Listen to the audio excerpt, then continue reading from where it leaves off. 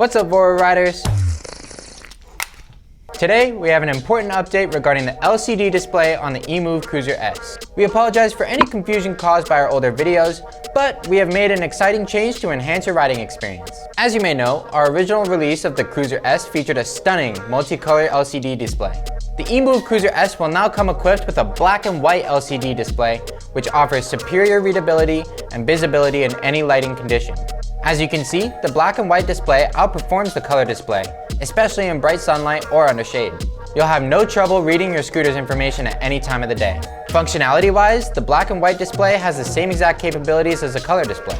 You can easily navigate through modes, adjust settings,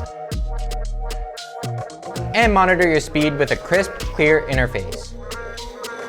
With that being said, if you still prefer the older version of the multicolored LCD, you can reach out to our customer support team and we'll be happy to help you from there.